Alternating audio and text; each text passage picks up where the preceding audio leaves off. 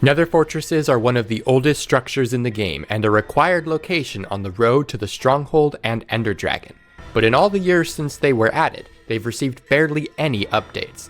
I'm going to be upgrading this iconic structure, transforming it from an empty labyrinth into a fully armed war machine, complete with improved loot, custom enemies, and a revitalized progression. Join me as I build the Fortress of War. Before I start work on my own Nether Fortress, we need to take a look at what current Nether Fortresses offer. Taking the whole thing together, the bridges of Nether Fortresses are certainly iconic. This dark, imposing brick stretching through the terrain and over the lava oceans is always cool to spot from afar. The interior sections, however, are very boxy and undecorated.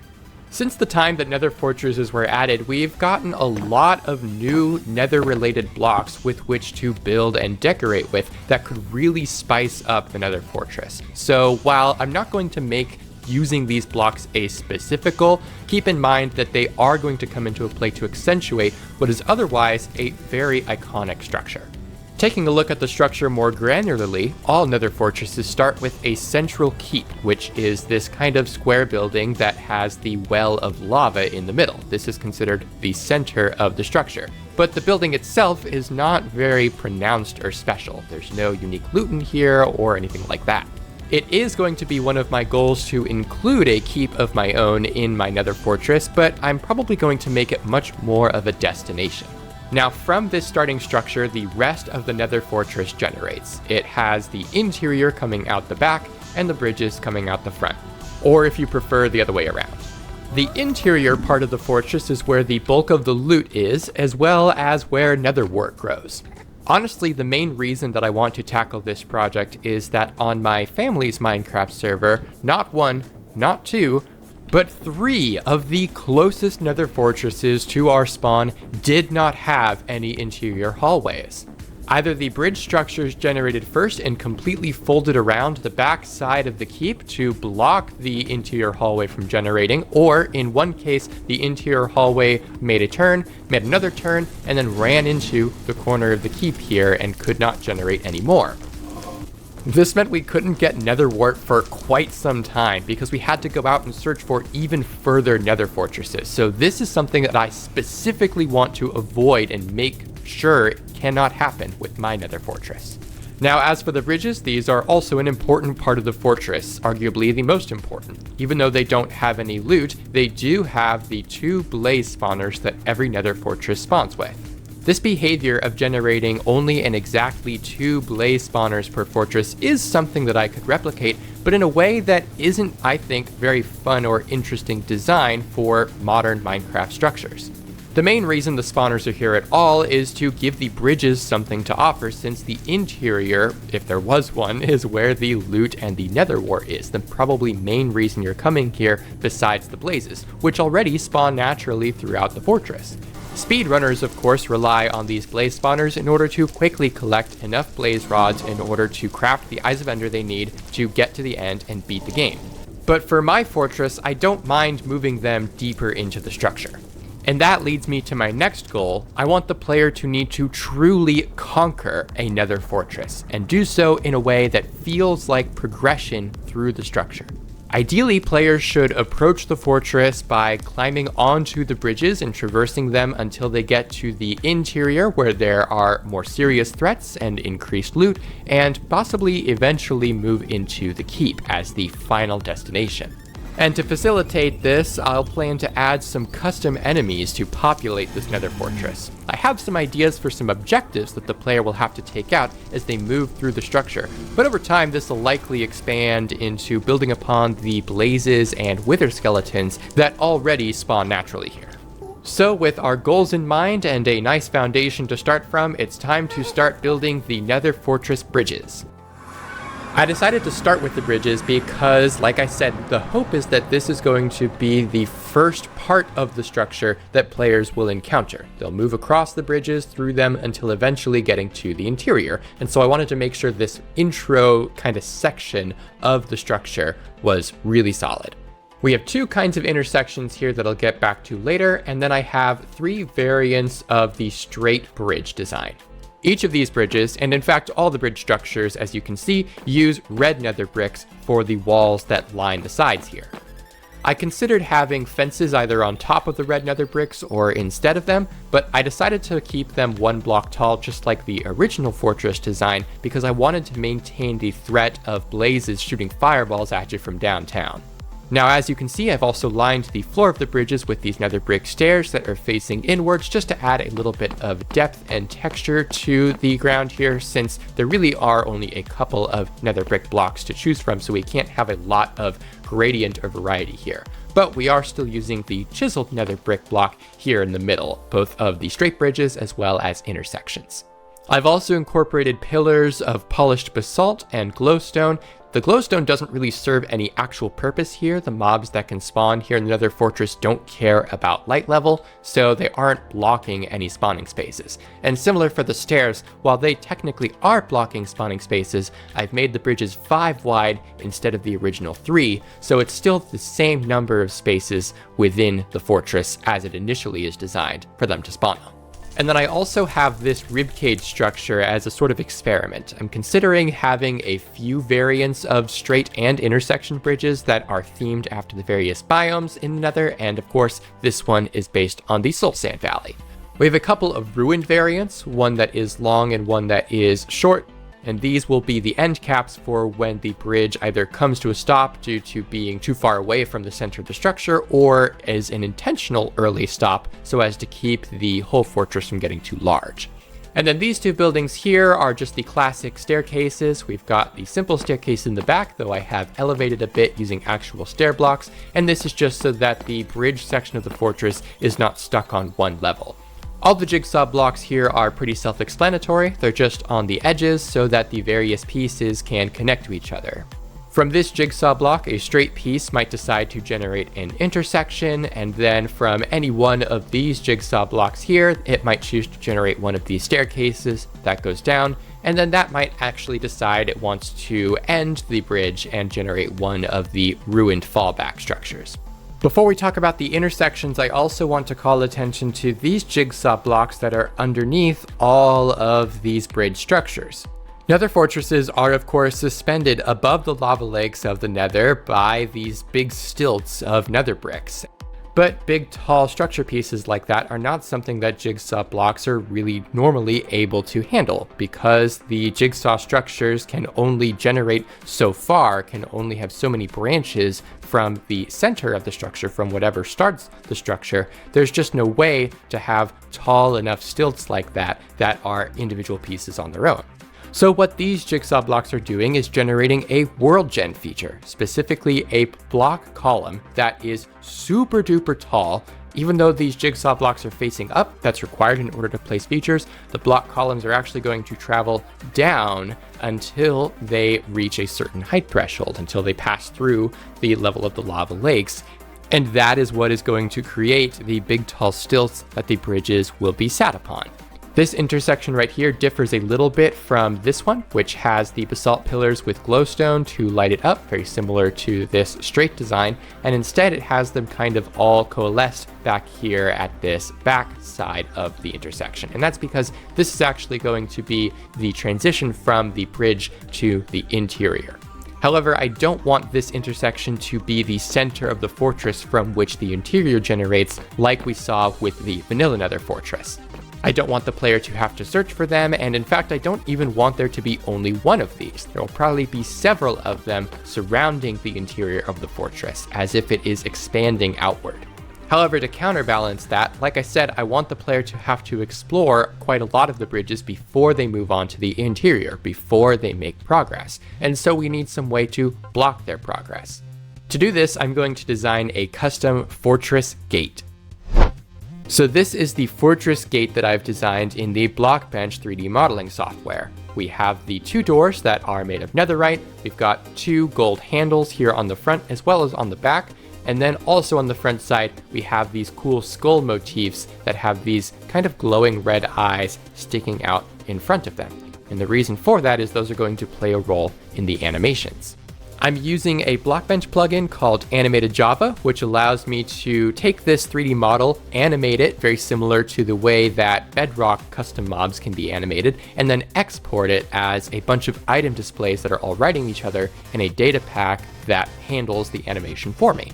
And this is where you'll be able to see what those red blocks are adding. So I have them animated so that they kind of rotate, they move upwards, and they grow and shrink, almost like they're really cool, cartoonishly animated fire that is erupting from these Wither Skull eyes. Once the player makes enough progress to move from the bridges into the interior, the gate will open with an animation just like this, and then it will stay idle like that. The fire will go away, the doors will just stay open, and you'll be able to walk through. I also have this animation where the doors close and the fire reignites, and then it returns to this idle state so that we can have a nice animated reset when the fortress is ready to be conquered again, because replayability for me is a very important factor. I'm really happy with how these animations turned out, so let's go ahead and export this and get it set up in game. I've set up this repeating command block to emit some glow particles, these little sparkles here, anywhere that I have an item display, which right now is just right here. This is going to serve as the spawn point for the fortress gate so that it knows when the structure is generated, where it needs to spawn, and what direction it needs to face. Let's go ahead and spawn one of those in, and as you can see right now, it is pretty small. It's exactly the size that I modeled it at, so it's only about 3 blocks wide, maybe a little bit less, and less deep as well. I've set up these barrier blocks here to designate the area that I intend for the fortress gate to be able to cover. This is what's going to block the player from accessing the interior until whatever progress point we designate opens the gate and removes these barrier blocks so they can pass through. Right now, all the item displays are stationary, so let's go ahead and start playing the idle animation, which also scales it up as part of the animation. That's something that I defined within Blockbench. And now we can see that the item displays that are these little red cubes are moving up and down, they're growing and shrinking. In fact, none of these item displays are actually moving, at least as far as their coordinates are concerned. They're all staying in the same position, and their apparent location, position, size, and rotation is all being handled by their transformation NBT data. If we go into spectator mode, we can see that there are way more sparkles inside of the door here because there's a whole bunch of item displays there. We can go ahead and make it stop playing animations, which is apparently going to set it into the open idle state, but let's actually try playing that opening animation first, and then it's going to revert to that open idle state. Since we're doing this with command blocks right now and just doing a single input at a time, it is a little bit janky, which is why we got that situation where it was open before we opened it, because we stopped playing the animations. Once we actually make the functions to control it all, it's going to be much more smooth. Let's get all these bridges generating in the world, and then we can see how the fortress gate comes together when all the functions are controlling it correctly. Okay, this is looking like a pretty good start. Right now I have the intersection that has the gate set as the start of the structure because I don't have the actual structure that I intend to be the center of Nether Fortress built yet. So what that means is this is quite a bit larger than the actual bridges will be in the final product, at least coming from a single gate, because like I said, there are going to be multiple of those. But this does give us a good representation of what the structure generally looks like and gets laid out as, and it confirms that things appear to be generating largely correctly. I think most importantly, we clearly do have the pillars that the bridges are standing on top of. As you can see, I have a weighted state provider of nether bricks and cracked nether bricks, making them up so that it adds just a little bit more visual variety. It's very subtle, but this is a block that was added relatively recently compared to Nether Fortresses at large anyway, and so it feels a shame that they aren't incorporated into the structure. You can see we also have some cracked nether bricks built into the bridge structure itself, and these are actually getting added with a processor. I'm doing something a little interesting with this processor. Instead of just making it a flat random chance across the entire structure that an individual nether brick is going to get replaced with cracked nether bricks, I'm using a processor type that allows me to increase the chance as the structure piece gets further and further away from the center. So where over there we only had 1 or 2 cracked nether bricks exposed, over here, this building is practically falling apart. This bridge as well, we've just got cracked nether bricks all over the place. It's a super small and subtle detail that I'm nonetheless proud of, adds a little bit of extra character to the structure. I'm also using a processor to, just at a flat rate, replace some of the soul sand that's here with nether bricks to help incorporate it with the rest of the structure, though we still got a bit of a hard line right here. That's going to happen when you have randomness, of course. We are, of course, going to add more types of structures to the bridges to add a little bit more variety and spice, and of course right now, the blazes and wither skeletons and magma cubes that would normally be spawning here aren't because we're in a flat test world. But for example, we have these intersections that have the pillars of basalt and glowstone generating probably far too often. So we'll definitely want some other types of intersections, as well as adjusting the weights over time. But we don't want to go too far right now because, like I said, this isn't the final appearance that the bridges will have as far as how they generate, because it's going to depend on how big the rest of the structure beyond the fortress gate is. Speaking of, as we can see, the fortress gate is playing its idle animation correctly. This gets spawned in when the player first enters and gets close to the fortress to kind of initiate and set up all the entities, and we have the barrier blocks preventing entry. We can go ahead and run the function that will be used to trigger progress and allow the player to access the next section of the Nether Fortress to play a little sound effect, open the gate, and now there are no barrier blocks blocking our access. While the gate is open, it is going to occasionally play a very low volume wither death sound, just so it sounds spooky and scary and helps to indicate that it is still working, it's still doing something and still threatening. That's going to be important to help indicate that the fortress can be reset, though we don't have that reset mechanic yet. Nevertheless, we can test how that behaves, so if we perform that reset function, the gate closes with these cool sound effects and gets locked as the barrier blocks are returned into position. Before you move on to the interior, I want to add the first objective to the bridge section of the structure, and this is going to be another animated Java model, the Blaze Cannon. This is the model I've put together for the Blaze Cannon. Can you tell I've been playing a lot of Oblivion? We can take a look at the animations to see how it is brought to life. The idle animation is just a little bit more mobile than its muse is. We have the individual segments of the tower kind of collapse down and rotate a little bit, as does the head. But then when the blaze cannon is ready to attack, it'll do this attack animation as it spins the head and charges up a fireball that it'll shoot at the player.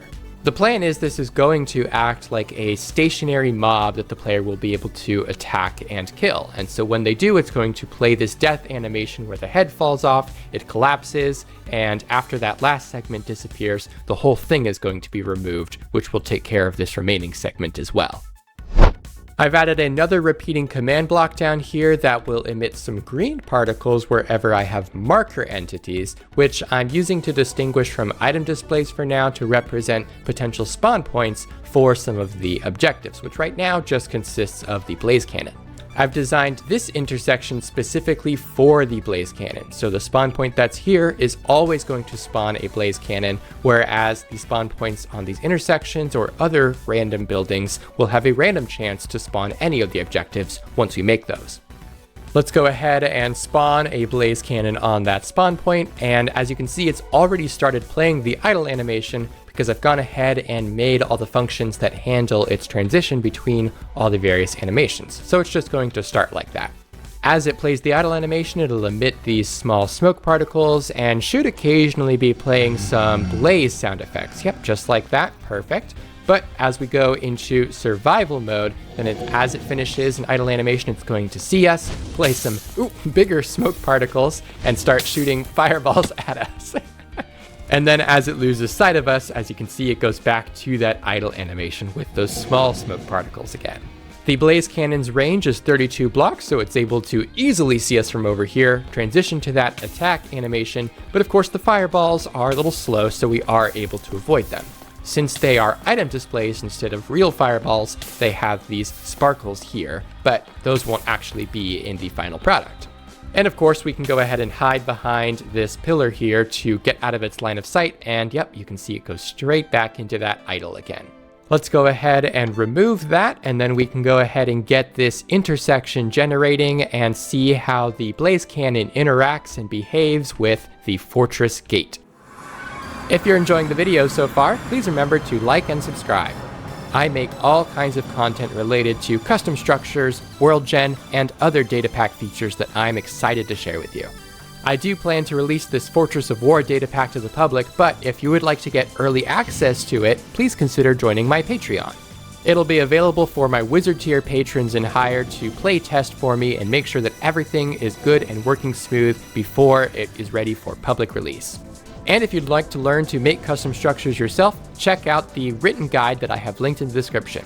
It is the most thorough resource for learning how to make jigsaw structures that I know of. And I love helping people over in the Datapack Hub Discord create the custom structures of their dreams.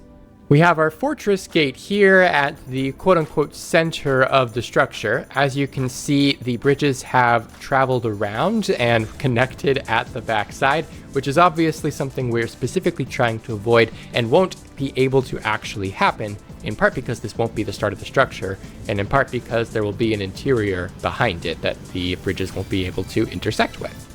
Looking over the whole fortress here, we can see just a whole ton of these blaze cannons. Right now I have it so that every spawn point will spawn an objective, but this isn't actually how it's going to behave once we implement the real behavior.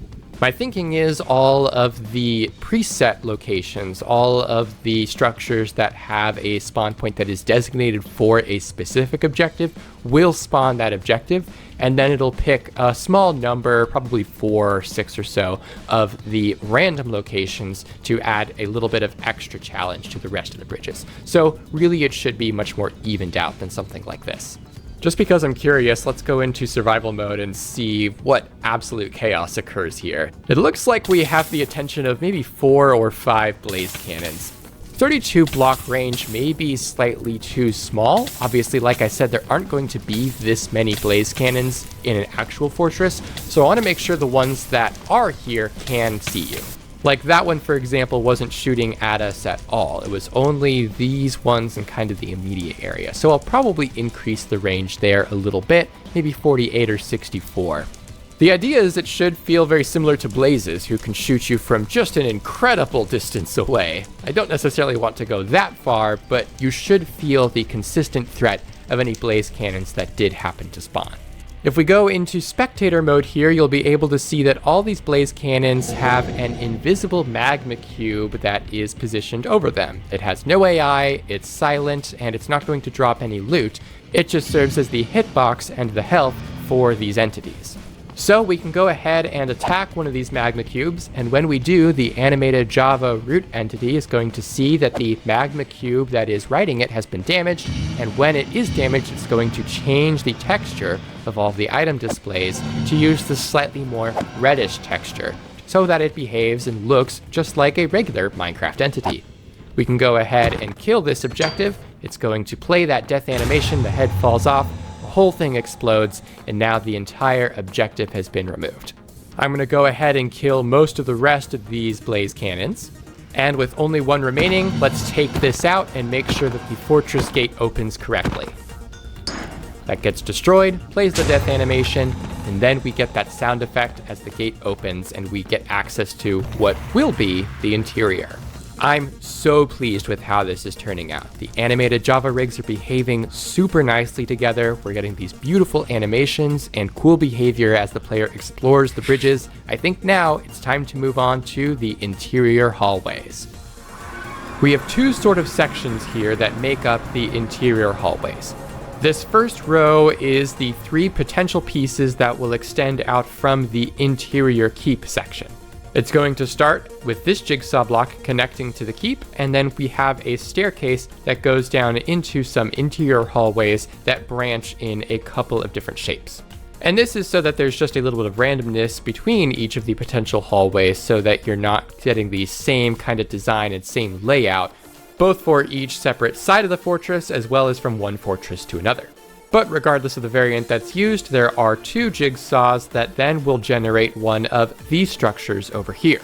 These are much smaller, tighter, more compact hallways that just serve as kind of the corners or end caps that generate from this first section from each of those branched hallways there, just to add a little bit more shape and variety on top of the variety that's offered by these 3. We can see from above here, thanks to these red nether bricks that designate where the walls are, a couple of the shapes that we're working with. So some of these corner pieces really just make more of a U shape, while others like this one do technically have a dead end, though it's not really so severe that you're going to get stuck or confused. Ultimately, the interior hallways of the fortress are not meant to be particularly maze-like, they are just a more secure section of the fortress that has more loot and more danger. Now for some additional decoration compared to vanilla for this section of the fortress, not only do we have the red nether bricks serving as a trim at ground level as well as a trim for the roof part of the hallways, we also have this polished basalt that is going around and creating a border around the entire hallway section. And this is intercut with, right now, these pillars of orange and red stained glass with this little bit of lava at the top. These are going to be turned into flowing lava by a processor when the structure gets generated, but I'm just using stained glass for now so I don't create a mess of my flat world here. And then just like the bridges, we have a bunch of jigsaw blocks on the bottom of all of these structures that are going to generate, in some places, just pillars of nether brick and cracked nether brick, but right here you'll see it's going to generate a pillar of lava to match with the lava that is going to be flowing down from the source up here. And this should look much more interesting and built out when you can see it all over a lava lake compared to the vanilla Nether Fortress. Real quickly, I'll also mention, I'm sure you've noticed that this section, these structures here of the interior hallways, have a large air gap up above, and that's obviously so that the staircase can fit within the bounding box. But these structures over here are right up against the top of the bounding box, and then there's a whole bunch of air below them. And this is hopefully to help ensure that when these jigsaw blocks here generate the start of the bridge structures with the fortress gate there, that the bridges aren't going to be able to fold into and under these structures into the columns that get generated by these jigsaw blocks. Since outside of these bounding boxes, those columns aren't considered part of the structure, they would be able to be overwritten and built into by later structure pieces. But if I add this gap underneath the structure, the hope is that isn't going to happen because even though there's nothing here, it is still considered part of this structure piece. Now before I go and test these interior hallways, I did think of another objective that I want to add to the bridges, so let's get that put together. It is a little bit more voxelized than I would normally do for a Minecraft model, but with the crystal in particular, I feel like it really is warranted and makes it look absolutely fantastic. And then on top of that, each of these arms is only made up of 4 separate pieces, so it allows us to create this really nice arc shape that feels like it has a lot of weight to it that otherwise we might not be able to achieve with flat planes like we did for the spikes on the blaze cannon. When it comes to the animations, I wanted to make this feel kind of confusing and unnerving, so it has some movement that you might attribute to something organic, like the breathing of these arms or ribs, as well as clearly constructed. The base plate is completely stationary, and the crystal, although it is moving up and down kind of magically, still feels like it is a structure or a rock. And this very alien kind of fusion of organic and constructed, I think fits really well to sell this as a crystal heart. The crystal heart isn't going to have an attack animation, but it is going to be able to defend itself. However, once the player does inevitably kill it, then it's going to play this awesome death animation as it reacts and then shrinks down. The crystal heart shrinks down, the arms fall, and then immediately after this frame, it's going to completely disappear. And so once again, it's clearly made of constructed man-made elements, but it is behaving like it's alive.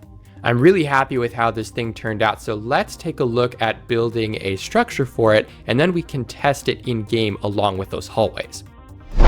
I've built 2 new structure pieces for the bridges. One is just a nice little building here that has some magma blocks in the middle, and then this cool ring of fire on top. This is going to be one of the structure pieces that has a random objective assigned to it, but it's also serving as a nice base for this other building back here, this one in particular, designed to house the crystal heart. We've got a lot more polished basalt built into the ground and walls here. This cool little kind of model crystal heart made of red stained glass and glowstone floating in this ring up here. And then the doorways have this cool ring of fire that you'll have to put out in order to get access, but if you're too hasty, you won't notice that there's magma blocks underneath it, not netherrack. Just like with the blaze cannon structure back here, this building over here is always going to have a crystal heart in it. So with that structure, our model, and the interior hallways over there, let's get all of this into a test world. Okay, this should give us a pretty good look at the relationship between the interior hallways and exterior bridges. We obviously have our supports for the interior hallways going all the way down, just like the pillars for the bridges, and that includes the lava pillars as well as the basalt pillars here at the fortress gates.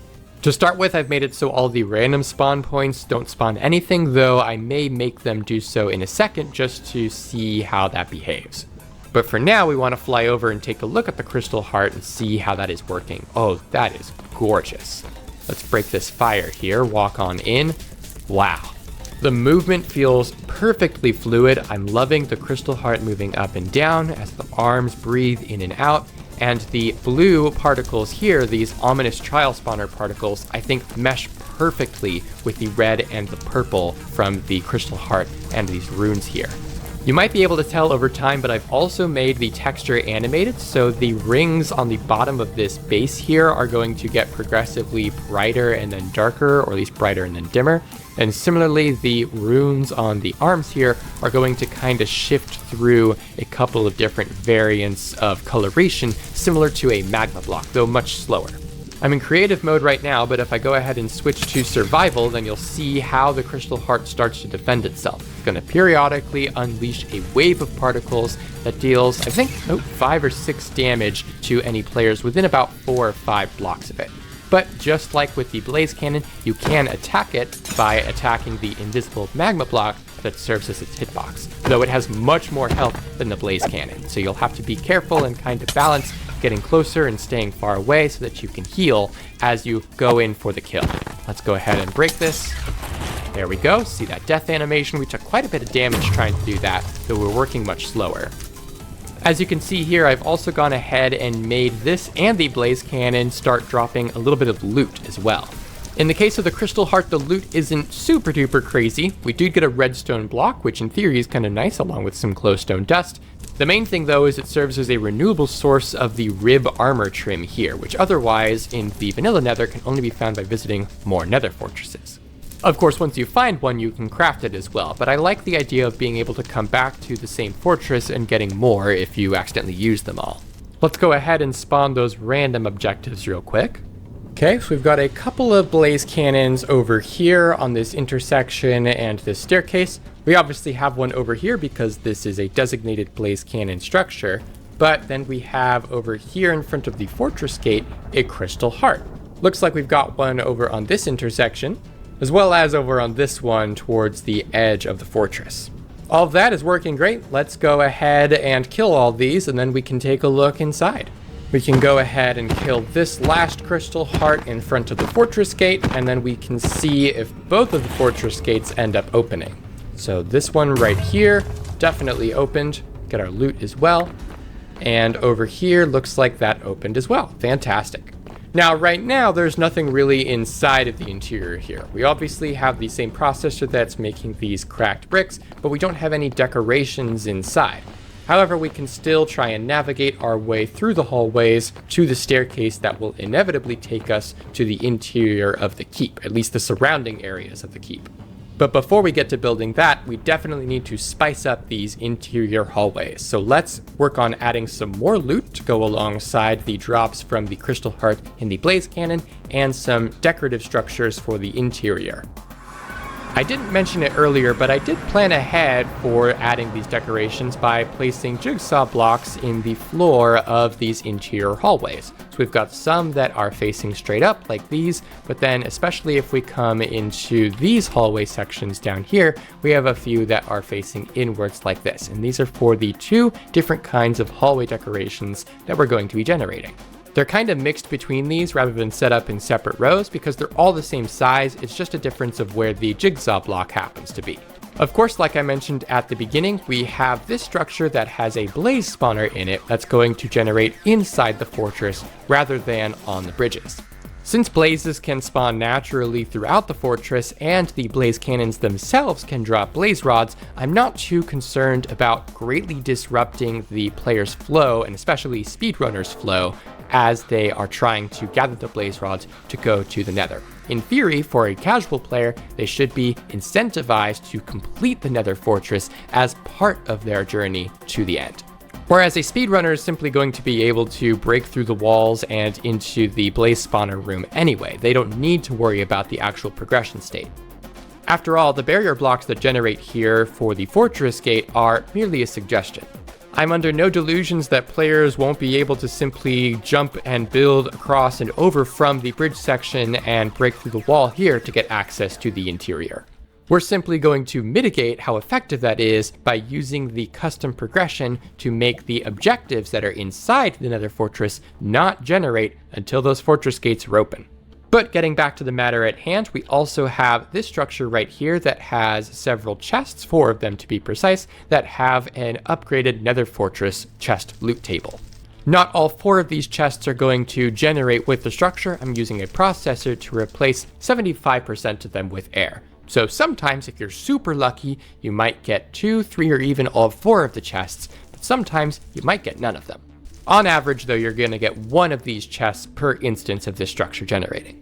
We also have decoration structures that will house the objectives that you'll be able to find inside of the hallways here. This one is for the blaze cannon. It has this super cool gate structure that blocks your access on top of the blaze cannon. So you'll need to destroy the cannon, put out the fire, and break through the fence in order to proceed. And then we have this structure here that is just a simple recreation of the same room that the crystal heart is found in out on the bridges. This ring of obsidian up here is going to have a processor applied to it to change a random amount of it into crying obsidian. You'll see I've also built this red nether brick structure that has a floor of basalt along with some soul sand patches that have soul fire on top of them and a couple of chests. I've built this to house the next objective that I want to create. This is an objective that I'm calling the Cursed Chest, and it borrows a fair amount from the Fortress Gate, both in terms of texture with the netherite kind of chest appearance, as well as this obvious black skull motif, and you'll even notice some familiar looking cubes above these horns, though they're blue instead of red. Those come into play in the animation here where they're clearly going to be flickering up and becoming animated cartoon fire, just like we saw with the Fortress Gate.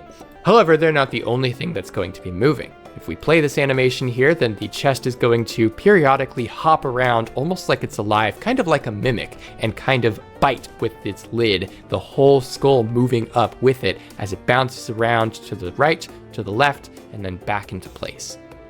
This idle animation is going to double as its attack animation. It's going to be constantly biting around and in front of it, so you'll need to be paying attention to this moment in its animation where it's stationary, as that's when it's weakest and safest to attack.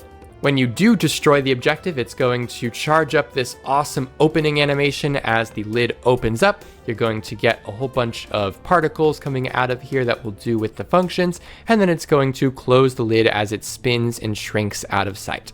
Once again, this ends up looking kind of like a strange alien fusion of organic and constructed elements with the way that it moves, the fire that's coming from the horns, and the mouth that's acting like a lid, which I think fits very well. Again, it's meant to look a lot like a mimic, and I think it does that very well. Since this is a chest, I think it's a great segue to move into talking about the loot breakdown and how I've improved it from the vanilla Nether Fortress.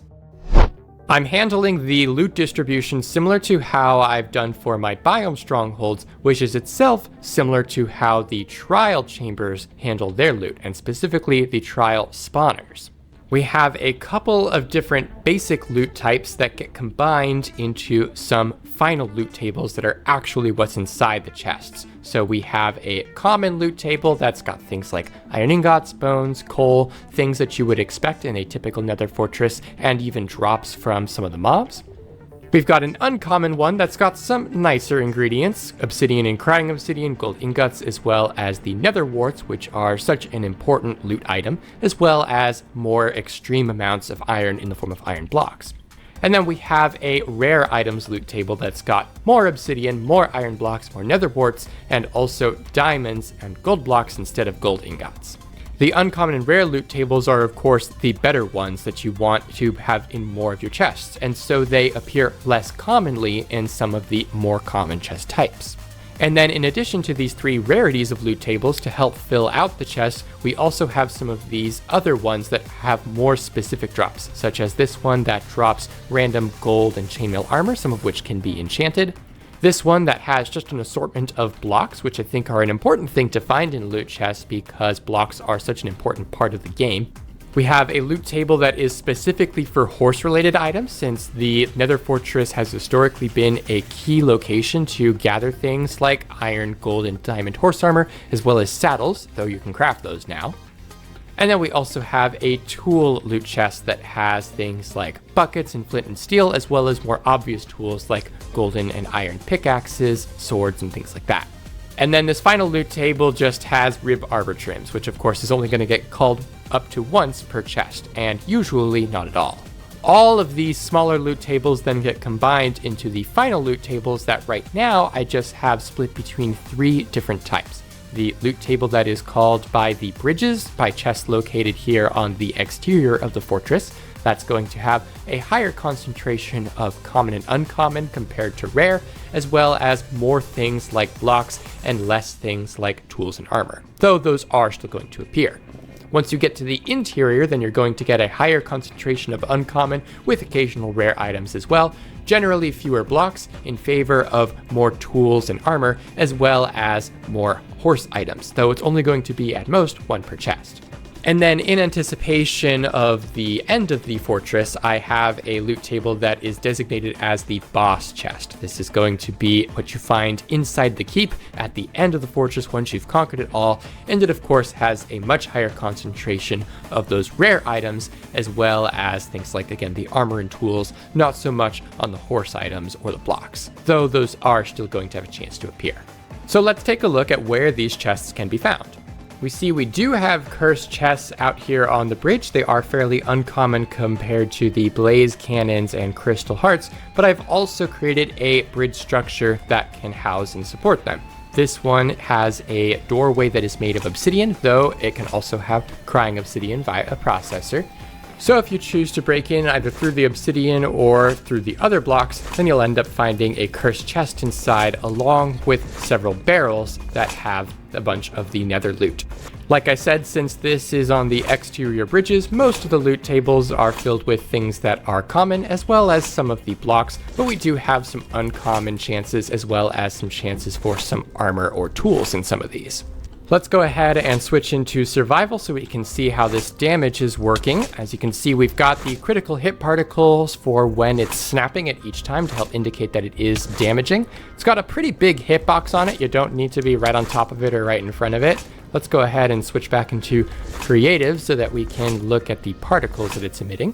In addition to those critical hit, we also have the soul particles, and those flames are looking gorgeous coming out of the horns. Let's go ahead and destroy this thing and see that death animation. That's going to snap it into place, play this cool death animation with the particles, and I decided to make it have the loot drop during the animation rather than wait until it explodes, because I think it just looks so much cooler and works really well with what we're working with there. Let's go ahead and kill all these bridge objectives so that we can move on to the interior and see how those are generating. Now that the fortress gate is open, we can come in and see the blaze spawner, which of course we could have just walked and built and destroyed around to get inside and get access to, but it does provide a meaningful challenge once you enter the interior normally as well. Turn this corner and we see the loot chest in here, the cursed chest in here, in the interior, in this nice little decoration that's generated in the corner here, perfectly as expected. We've got a little bit better loot in here that includes some iron blocks and higher chances, some nether wart, golden sword. Let's continue moving through here and see what other decorations we got. There is a pretty good chance for no decorations to spawn, and that's just to help make sure that the fortress isn't totally filled up to the point where it's just super dense and not fun to explore. We did get a chest piece over here, so we see the decoration has placed some solid blocks where chests could have generated, but only one has actually generated, and that's perfectly fine. And then we have a blaze cannon here that is theoretically blocking our progress. In this particular hallway variant, we could of course just go around, but that's not necessarily going to be true of every type of hallway. Just like with the bridges earlier, this does not represent the entire interior. There's going to be 4 of these interior hallway sections that will branch out from the central keep structure, or at least the interior halls of the central keep. And so this is not representative of the final size that the fortress, or even just this part of the fortress, is going to have. Additionally, like I said, the point of the fortress gates is to be that visual indicator of progress. The objectives inside the hallways are not going to spawn until all the objectives on the bridges have been destroyed. And like I said, there aren't going to be quite as many as there were just now here. But before we can implement that custom progress, we need a keep structure, a central structure, to contain the marker to manage it all.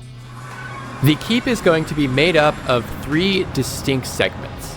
These 2 structures right here are variants of the keep hallway segment that I've been alluding to and planning on building. Both of them feature a branching T intersection, this short end of which is what is going to generate the interior hallway connection in that first kind of group of structures over there. The other 2 branches are going to generate a tower. Right now, I just have one generic tower design, which I think looks pretty cool. We've got these awesome red brick kind of accents against the normal nether brick walls. The basalt creates these really cool pillars. And just like before, of course, we do have the jigsaw blocks underneath to create the nether brick supports. But just like with the fortress gate structure way over there on the bridge, there's also going to be basalt pillars coming down from the towers as well. The interior of this tower is relatively plain. We do have these nice polished basalt and glowstone columns, but it's pretty generic right now for the random spawn point for any objective to potentially spawn in here. We'll make separate variants for this tower for each of the objectives to have as a dedicated structure, just like we've done for the bridges and for the decoration inside the interior hallways. The third segment, or really the first depending on your perspective, is the central keep itself, which is of course the largest structure. This is going to be the centerpiece and starting structure of the entire Nether Fortress, from which will branch out on each of the sides here one of these interior hallways, exactly one face of which is going to have this staircase that connects down into the hallways itself. And then, like I said, each of those is going to generate a tower, so it's basically going to create a square with a tower in each corner around the central keep. And then the hallways themselves are also going to have this branch that makes the interior hallways, like I mentioned. So that means there's only one hallway that leads directly into the interior keep, but it's going to connect in a big square or circle around it. Here in that connection to the keep, we do have a wall of barrier blocks, which, based on this item display here, you might be able to tell is where another fortress gate is going to go. This fortress gate will only open once all of the interior objectives have been destroyed, which includes both the objectives in the interior hallways here, as well as inside the towers and interior halls of the keep. So really, even though all 3 of these structures make up the keep super complex, if you will, the towers and the hallways are still considered part of the interior for progression purposes, with the central keep serving as that final progression point. The inside of the keep is also relatively plain and very wide open and spacious because, in theory, this is where a pseudo-boss fight is going to take place. We've got some magma blocks around the exterior of both the floor and the ceiling, which meshes well with the magma blocks that are on the ceiling of the tower and the hallways as well for the keep section. And these pillars of polished basalt and glowstone are relatively off to the side, so they aren't going to be too in the way for whatever fighting is happening here, but you'll still need to be kind of aware of them as they might either obstruct your movement or serve as something to kind of hide behind. I also have these 3 bedrock blocks back here, which are going to be relevant, I think, for the reset mechanic for the fortress. You'll have to intentionally reset it similar to the Ender Dragon, rather than it resetting over time like my ominous mansion. I've also placed a jigsaw block up here that isn't going to generate anything itself. This is just what is going to be specified as the center point of the fortress, and of this structure in particular. This is an optional thing that you can do for a structure, but it can be very helpful for something very large that has an intentional center point like this, because this center point is what is going to be calculated from for determining how far away all of the branching jigsaw structures can generate from the middle of the structure. If you don't include a jigsaw block like this, then the center point gets calculated from the lowest coordinate corner of that starting structure, which for this would be right here. But since this structure is so wide, that would create a weird offset where the branches would be much more numerous and farther reaching off in this direction, but not so far and numerous off in this direction. It'd be very lopsided. So by centering it there, the hope is that we get a much more even spread of the bridges in particular. The final entity here in the center of the keep is the root entity that I'm going to use to control the entire progression throughout the fortress. This is what is going to spawn all the objectives when the player gets close for the first time, and it's also going to handle the reset mechanic and all the progression throughout the fortress as the player moves through and destroys the objectives. Now, before we test how these all generate, I do want to create the dedicated towers for all the objectives, but before we can do that, I also want to create the last objective to kind of round things out in terms of variety. So let's dive back into Blockbench.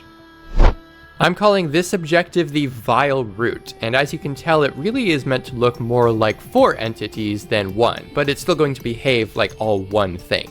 As the name implies, we have these roots coming out of the ground that they're growing out of, that then extend up these brown vines up to these bulbs, which are actually eyeballs. Coming over to the animations, you can see and get an idea of how these are intended to move. Can you tell I've been playing a lot of Tears of the Kingdom? These are definitely inspired by the Gloom hands from that game, and I've even animated the texture so the eyeballs blink, which I think creates this super cool and unnerving effect. This is clearly, of course, the most organic of all the objectives, and I absolutely love it. We can go ahead and play that idle animation and see how they move around. As you can tell, they're very kind of alien, almost like they're both swaying in the wind, as well as moving of their own accord and their own volition as they look around the surroundings from the center point, try and spot players and strike at them like this one here in the middle. This was definitely the hardest one to animate because I wanted all 4 of these kind of tentacles or arms to move completely independently from each other rather than have the same animation just copied across 4 times. And so doing so effectively in Blockbench was fairly challenging. Blockbench does support inverse kinematics, but it's not very good if I have to say so myself. It was much easier, I found, to do it all manually, but learning how to do it manually in a way that felt fluid like this was pretty tricky, but I think I succeeded pretty well. Taking a look at the death animation, we can see that when the player does kill it, they're going to all kind of shake up and down as if they're in pain, and then one at a time kind of curl up and shrink down like they're being burned or poisoned to death, which just looks so cool. These are going to look fantastic in game. Now that we have 4 objectives, let's go ahead and create all of the dedicated towers that they'll be able to be found in within the keep. These are the 4 objective-specific towers that I've designed for the keep, but we are, of course, keeping the generic tower that, like I said, will have a random objective inside of it if it does spawn. In addition to giving all these unique interiors, I've also given them unique exteriors that allude to which objective you can find inside. So the Blaze Cannon one, for example, has this really awesome Blaze Cannon eye built onto all 4 of the sides here. And the Vile Root has this awesome vines of nether wart blocks hanging all around them. We've got some weeping vines hanging from each of those, but I'll use a processor to replace a random assortment of those with air, and similarly a processor to replace some of the nether wart blocks with shroom lights. Almost like the nether wart or the crimson blocks are overgrowing onto the outside of the structure, and this is even fed into the inside as well, where they hang down from holes that they've broken into the windows. We have some nether wart in planters in each of the 4 corners of this room, as well as depressed into the ground here, which is very reminiscent of the way that they're grown in the vanilla Nether Fortress. The Cursed Chest Tower once again has the doorway barred with obsidian, but just like before, there's no reason the player wouldn't be able to just break through the nether bricks to get into this basalt floored room, some of which is going to get replaced with magma blocks, and then we have these storage containers with a whole bunch of chests and barrels on them, along with the cursed chest in the middle. And then for the blaze cannon, just like the interior hallway decoration, this has a gate of nether brick fences that you'll have to break through in order to get access to the blaze cannon, which in this room is actually going to be depressed into the ground a little bit rather than raised, so that it can kind of see you as you come through the gate, though of course it won't be able to shoot you through the gate. We also have these lava falls spilling into the room, and these pillars of magma block I think really complete the aesthetic, very unique compared to even all three of the other towers. I've also gone ahead and made the Vile Root interior hallway decoration piece so that you can find these throughout the hallways as well. This also features some nether wart as well as the nether wart blocks growing and hanging down from the ceiling along with the weeping vines, and we'll have the same processor applying to those. And even though there's no nether wart out here, I did go ahead and make a vile root structure for the bridges as well. But unlike all the other objective-specific buildings, I didn't make this an intersection and instead made it a straight bridge variant. This will also have the same processor applied to the nether wart blocks and the weeping vines here, and the vile root will spawn right here in the middle. We've got a little bit of soul sand here to allude to the fact that nether wart can be grown on it, but there isn't going to be any here. With all this, I would say that the Nether Fortress structurally is pretty much complete. I don't have any plans to build anything additional here. I'd say this is pretty much rounded out, as long as it all generates correctly. So let's head back into that test world and make sure everything is working right. Oh wow, this looks incredible. Oh my gosh. The way that the whole keep super complex, these towers and the central keep itself, lord over the rest of the fortress, both the interior and the bridges, is just awesome. Imagine approaching the fortress from down here, and as the nether fog breaks, you just get to see this imposing shadow over you. And now that we have a proper center and start to the structure, we can get a better idea of the final size of the entire structure, and in particular, all the bridges. We are getting a lot more than I was expecting. I really am glad that the keep didn't end up being too large to prevent too much of the bridges from spawning. But I will say that we are clearly reaching pretty much the edge that the structure is able to reach from the center. Right now I'm generating this with 15 steps, which is pretty large. We could go as high as 20, but clearly if we did go that high, we wouldn't be able to take advantage of it. We're already reaching the border here where even the fallback structures, the ruined bridge pieces, aren't always able to generate. Like down there, we did get one, but none of these have them. We'll probably play with this a little bit, but I would say that the size is probably not final. Now, flying around, just speaking anecdotally, it does look like we are getting a lot of the dedicated objective structures. I'm seeing just a whole ton of the vile root bridges. We've got a cursed chest down there and there, as well as looks like a crystal heart, another cursed chest. So they are common, which is good. We want them to be kind of spread throughout everywhere, but they might be just a little too common, though it doesn't look like there's any off in this branch. We just want to make sure there aren't too many because that is relevant for the player's progression through the fortress. If we go ahead and land here, I'll go ahead and switch to survival, and we should see that not only do the fortress gates as well as all the other objectives and animated Java models spawn, we also get this really awesome boss bar at the top of the screen that represents the total health of the Nether Fortress, and more specifically, the total health of all the objectives that are currently spawned. Which means if there's too many objectives, the total health in order to progress to the next stage of the fortress is going to be too high, and it's just going to be not fun to play and try to conquer.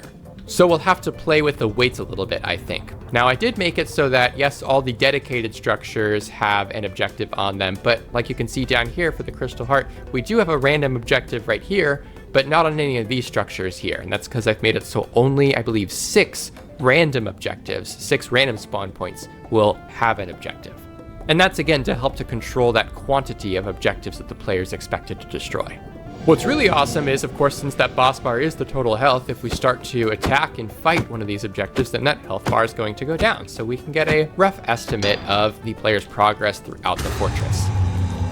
Another really neat thing that is probably only going to be interesting for those of you that are interested in the broader scope of data packs and specifically functions is that I'm handling this boss bar using macros. The root objective inside the central keep assigns itself an ID score based on its UUID, and then I save that into storage so that I can pass it through a macro and make it the name of this boss bar. What that means in layman's terms is that if there were to be another Nether Fortress maybe off in that direction and I were to go there, that Nether Fortress would be able to have its own boss bar that would be tracked separately from this one. So there can be multiple fortresses active at a time and they won't interfere with each other. Trying to find a vile root that's relatively safe from a blaze cannon. I think this is probably going to be the only one, so we'll just need to keep an eye out for that. Let's go ahead and test the vile root's damage capacity. So it's not very hard to kill Ow, but it does have a random attack that, unlike the Ow cursed chest, is not tied to its animation. So you kind of just have to be careful not to get too close or stay too close, or it might be able to kill you. It does deal a pretty good amount of damage and has a nice wide range on it.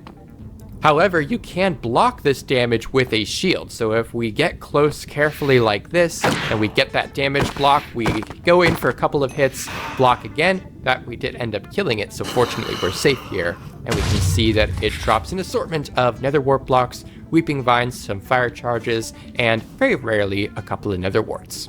I've also increased the range of the blaze cannon, so that one probably is going to be able to see us from here. Oh yes. And I'm actually curious, I'm not sure if you can block these fireballs. You shouldn't be able to because they're item displays, of course, but it does look like because of the type of damage that it is, you are able to block it, but it is still going to place fire where it lands. Now, while we could test the whole progression of the Nether Fortress here in this world, it's not going to be very representative of an actual gameplay experience. So I think I'd like to play test this in an actual survival setting with a naturally generating fortress so that we get the blazes and the wither skeletons spawning throughout as well. However, I do recommend you stick around after the playtest because not only am I'm sure, going to have some takeaways from that session on balance, both for the loot, the objectives, and just the general overall experience of the fortress, but I also have a lot more that I plan to add to this data pack in the next video, and I'll be talking about it then. This Nether Fortress looks like it's probably going to be pretty good. I can't see the keep from here. It looks like it's hidden behind this terrain, but I can tell that's one of the towers. So it might even be pretty buried behind some rock, which is of course expected. We're not going to get the super cool overlook every time. This blaze definitely sees us here. We've of course now gotten close enough for the boss bar to start and for the objectives and fortress gates to spawn, so let's go ahead and jump in and start making some progress. Looks like this is probably a cursed chest building. Yes, I can hear it snapping in there. Let's break on in, break through here, and block this damage with our shield. And go ahead and take some smacks at it while it's restoring, while it's kind of idling. But we gotta block the rest of the damage. We can't do this too much or we'll waste the shield's durability, but ow. Looks like that worked. Ooh, some pretty good loot, including 2 rib armor trims. That's awesome. I'm gonna check the rest of this loot as well. I'm not gonna make like a huge effort to collect it all, but I do want a rough idea of the expected loot output here so that we can rebalance it if needed. A blaze has spotted us, so we saw that blaze earlier, of course. We know they're spawning correctly. We'll have to keep an eye out for them, just like the blaze cannons. Ow. Since the entire purpose of both of those mobs is to be able to hit us from pretty far away. There we go. Another pretty good loot output from that cursed chest. That's nice to see. Got a blaze. Oop, lost that blaze rod. That's okay. I do see a crystal heart over there and a wither skeleton, but nothing that's connected right away to here. So let's come on this way. Since all of the bridges are connected specifically to a fortress gate, they don't necessarily connect to each other, so a fair amount of player bridging is going to be required to fully explore the exterior of a fortress, since the interior is what connects all the fortress gates. We of course have the crystal heart over there, but I think I'll make my way around this way since it looks just a little bit more connected.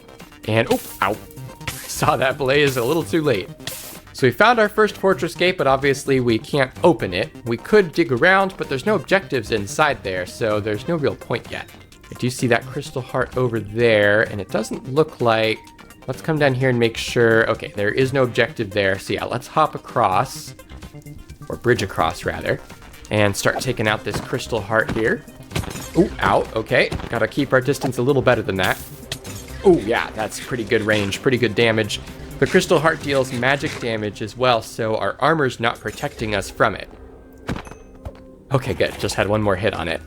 That wasn't too difficult. I think a reasonable challenge that forces a little strategy. Ideally, we want to try and save these potions of fire resistance for once we're inside, because it's going to be a lot harder to dodge and deal with blazes and blaze cannons in there. Fortunately, so far, we're not coming across a lot of blaze cannons on the exterior, which is nice. Nice from a gameplay perspective anyway. Ideally, I would like to see more of them to cause more havoc for the player. Looks like we'll have to cross these basalt deltas to rejoin with the fortress. Ooh. We got a blaze on one side, a blaze cannon on the other. Ow. Get out of here, dude. Ow, okay.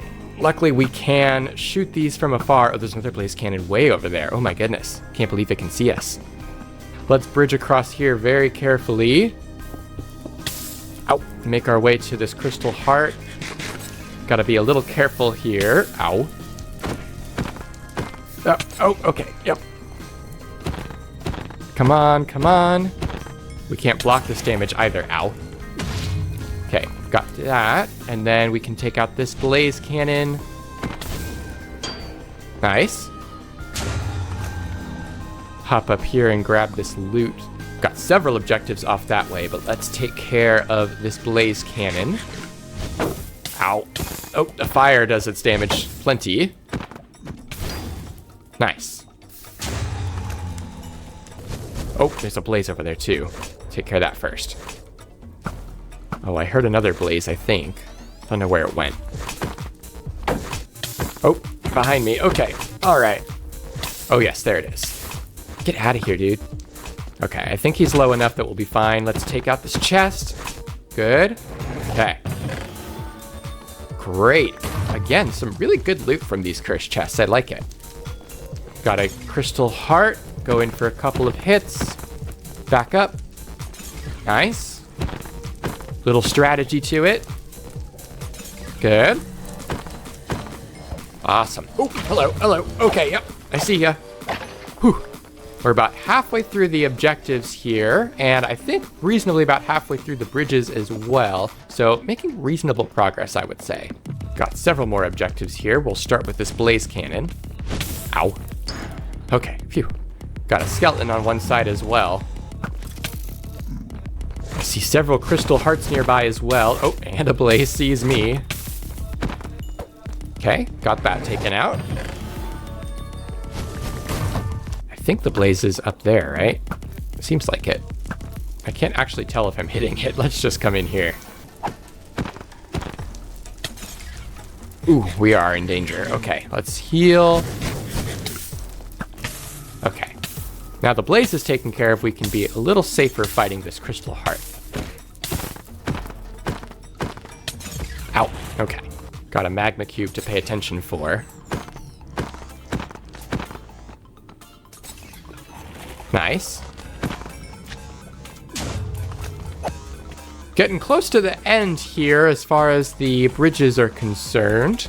It looks like it might be just these two last crystal hearts, just estimating based on the health here. Oh, I'm hitting it with my stick. Oh, ow, didn't get out in time. Nice.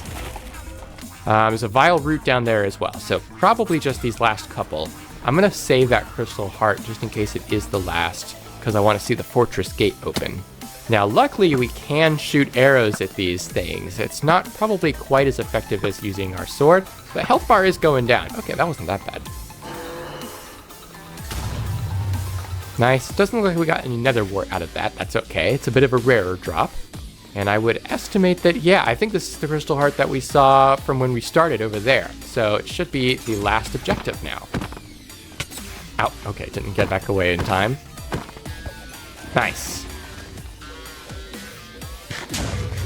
And now, Fortress Gate opens and the health bar starts filling back up with the new health of all the interior objectives, which I think is just such a cool feeling. You feel like you've really done a lot. You've killed a bunch of objectives. You're almost done with the fortress, and then, oh no, looks like actually there's a lot more to it. I think that's so cool. I hear a vile root just around the corner. Yep. Ow. Block. Nice. And, okay, that should take care of that one. There's a blaze cannon on the other side of that gate there. Let's grab this nether wart. And the staircase up to the rest of the keep. We'll break through here and take this guy out. Luckily, we can hide behind this gate as we fight it, since we're coming from this direction. Blaze over here and a crystal heart.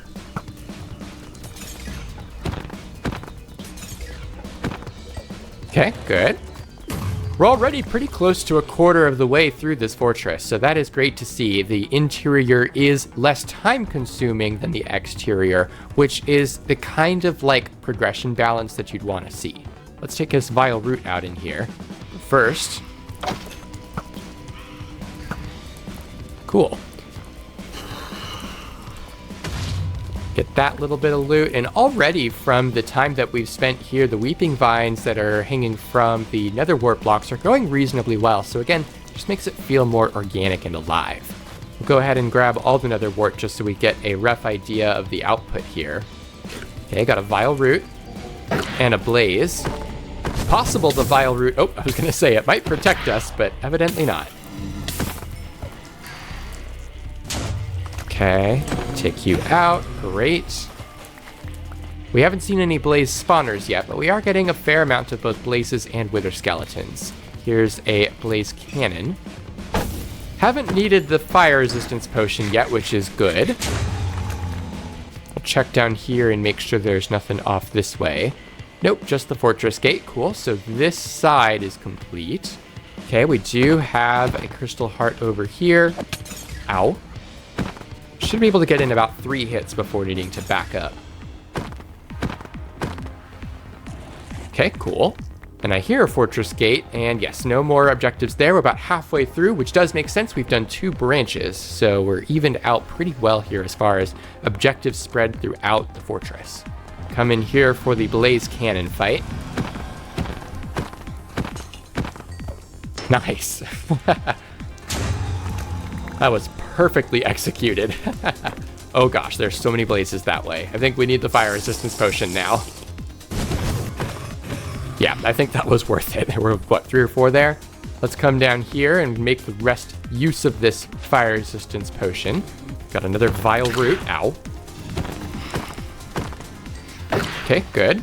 Oh, there's one over there too. I see a blaze spawner over there. So luckily we have the fire resistance potion, though we still have to watch out for the blaze's melee attack. Probably go ahead and break this spawner. We don't need it here since this is just a playtest. Oh, there is a blaze cannon here. That's good. And we should be immune to its fireballs. Yep, just because they deal fire damage as well. So take that out nice and easy. And we're probably just over 2/3 done. Yep, another blaze cannon here, so we can take that out easy with our fire resistance. Whoa. Oh, zombie piglin. No, why'd you get in the way? Well, that was quite silly. Let's take out this blaze spawner.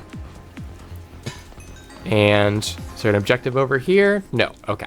We've got another vile root in this tower. Oh, there's a blaze up on that vine. That's funny.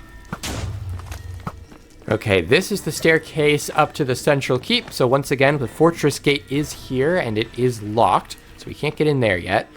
Our fire resistance has just run out. So we'll see if we need this other one before we get to the keep. Another vile root here. Great.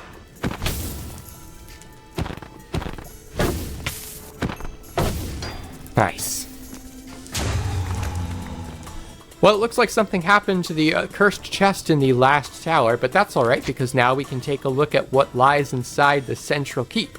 I've gone ahead and added a small gauntlet of semi-boss mobs here, including this fortress squire that is shooting arrows of wither. There's 2 of them in there, and they have a little bit extra health. Luckily, we have the fire resistance, and it should last us this whole battle, but the wither is, of course, something to be aware of. Yeah, we definitely need to regroup back here. Okay, good. Okay, got one taken out. Take the second one, great.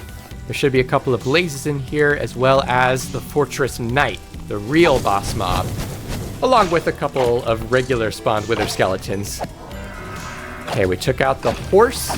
The Fortress Knight's pretty beefy. He's got about 65 health, but the netherite armor is doing quite a bit to keep him safe, so we'll need to really be ready to ram him. The wider hallways are doing a lot to make this reasonable. Okay, phew. Let's hop in here and take out these blaze sentries. They do not have any movement speed. They're just a little bit larger and have a little bit more health. So they really do kind of serve as barriers here in the arena. But as we take out the last one, we get our loot barrel in the middle. The boss bar goes away and we have completed the Nether Fortress. Let's take a look at our spoils. Looks like we have a netherite upgrade template and a netherite ingot. That is nice to see. Lots of obsidian, iron ingots, iron bars, iron blocks, gold ingots, lots of that. We have a wither skeleton skull as well. This golden sword is sick. Oh my god. It's too bad it's gold, but it does have mending. Lots of nether wart, of course. The gas tiers are great to see. Tons of the rib armor trims, and even a few diamonds. That's pretty nice. While we're here, I'll also show you the reset mechanic for the fortress. It's pretty simple right now. You just place 3 end crystals on the bedrock here, just like the Ender Dragon. It'll charge up this nice little teleport as all the bridge objectives respawn. The door closes, and you are teleported outside of the fortress onto the bridges. I think this was a very successful playtest. I'm really glad I did it because there's definitely some areas that I see need some more improvement, but the balance is largely where I want it to be. I didn't feel like we got an absurd amount of loot, and there was plenty of kind of junk loot mixed in, so you really have to intentionally search through the whole fortress. But of course, the entire gameplay design of the fortress incentivizes that. However, in my next video, I do plan to do quite a lot more to upgrade this experience. For one, while the boss gauntlet inside the keep is a nice kind of send-off to protect and guard the more significant loot in the boss chest there, it really does need a proper boss battle. So that's definitely going to be a major focus of the next video and next update for the Fortress of War. In addition to that, I definitely want to add a lot more custom items kind of throughout the fortress, both to serve as rewards in the boss chest and also just things that you might find from the objectives or in the loot chests, both on the bridges and in the interior. Things like custom armor, custom food, and especially at the end, custom weapons are going to really justify the player actually going to and trying to conquer these fortresses. The journey is more important than the destination, but like I've said before, having a destination is necessary to justify going on that journey. I'm also a big believer that many locations and mechanics in Minecraft really could benefit from an ominous event to offer a unique and additional challenge to revisit that location, and the Nether Fortress is no different. So that'll definitely be something that I want to implement in the next update. The wither skeletons and blazes, I feel like, were very well spread throughout the fortress, but in an ominous event, we're going to want to see them have a lot more power behind them. If you've enjoyed the video, please remember to like and subscribe so you can get notified when that next Fortress of War update video comes out. If you'd like to playtest the Fortress of War data pack, please consider joining my Patreon. I do plan to release this data pack to the public eventually, but especially after I add all the additional features in the next video, the playtesting of my patrons is going to be absolutely critical before that time comes. And as a final reminder, if you want to learn to make custom structures yourself like these, check out the link in the description where I've linked my very thorough written guide for custom jigsaw structures. And from there, you can join the Datapack Hub Discord to get personalized assistance from me as you learn and go on your custom structure journey. Thanks for watching!